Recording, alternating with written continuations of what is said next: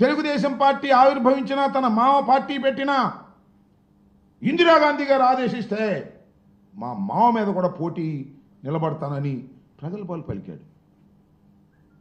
దుంపదగే వాళ్ళు చూడు, అసలు ఆయనే పెట్టినట్టు పార్టీ, రంగులు ఆయనే నిర్ణయించినట్టు, గుర్తులు ఆయనే నిర్ణయించినట్టు, ఆవేశంగా పెట్టినటువంటి పార్టీ నిర్ణయించినట్టు, గుర్తులు ఆయనే నిర్ణయించినట్టు, ఆవేశంగా పెట్టినటువంటి పార్టీ అని ఏవేంటో ఇష్టం వచ్చినట్టు కథలు చెప్పేటటువంటి ప్రయత్నం చేస్తున్నారు. వినేవాళ్ళు అమాయకుడైతే చెప్పేవాడు ఏదైనా చెబుతాడంటానికి ఇదొక మంచి ఉదాహరణని కూడా మనవి చేస్తున్నాం.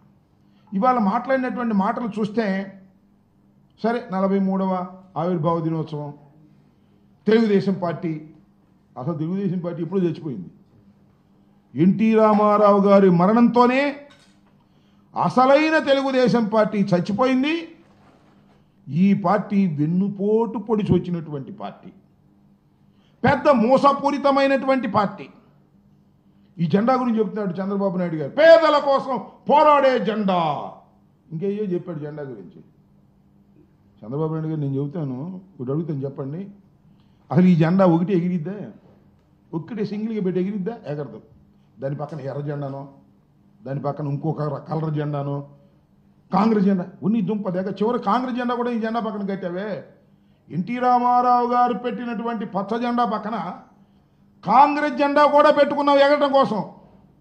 ఎర్ర జెండాలు పెట్టావు, భారతీయ జనతా పార్టీ జెండాలు పెట్టావు, బీఎస్పీ జెండాలు పెట్టావు.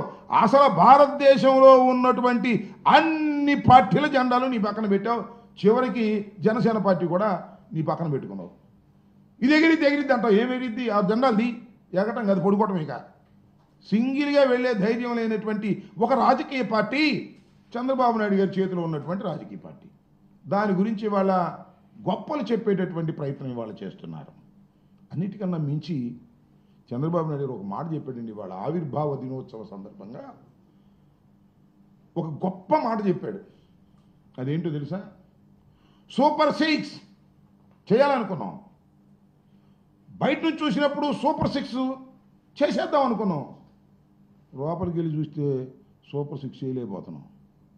అంటే అధికారంలో లేనప్పుడు సూపర్ 6 చేయాలనుకున్నాడు, అధికారంలోకి వచ్చిన తర్వాత సూపర్ 6 చేయని అంటున్నాడు.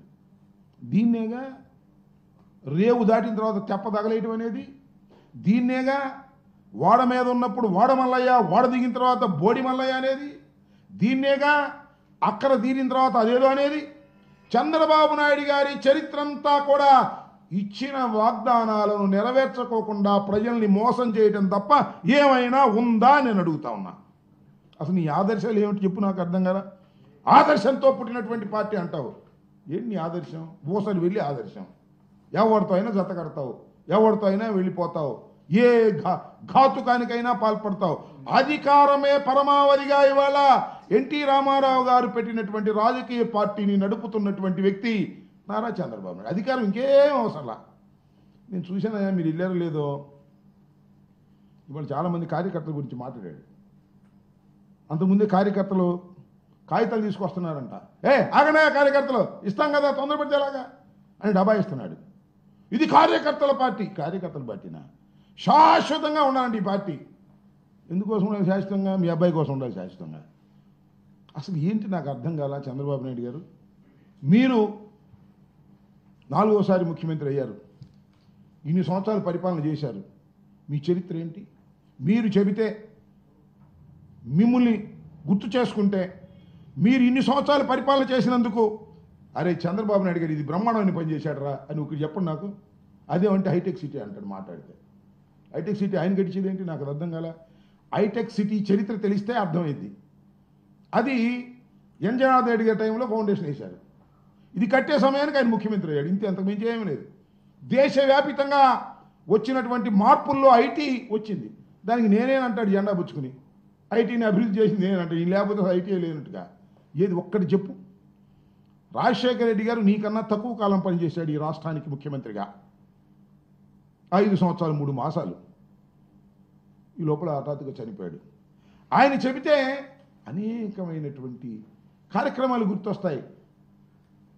ఫీజు రియంబర్స్మెంట్, ఉచిత విద్యుత్తు, 108, 104 ఇలా అనేకమైన గొప్ప గొప్ప కార్యక్రమాలు గుర్తొస్తాయి. అలా చంద్రబాబు నాయుడు గారి పేరు చెబితే ఒకటే గుర్తొచ్చింది, తెలుసుగా ఏంటో, వెన్నుపోటు తప్ప ఏం గుర్తురాదు. మోసం చేయటం గుర్తొస్తుంది.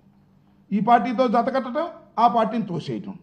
బీజేపీతో జత కట్టాడు, బీజేపీని తోసేశాడు, మళ్ళీ బీజేపీతో జత కట్టాడు, మళ్ళీ అవసరమైతే బీజేపీని తోసేస్తాడు. జనసేనతో జత కట్టాడు, ఇంకా తోసేయలేదులే, అవసరమైతే తోసేస్తాడు. ఇక ఇది ఈ పార్టీ కాదు ఇంకో పార్టీ దొరికిందంటే దాన్ని తోసేస్తాడు.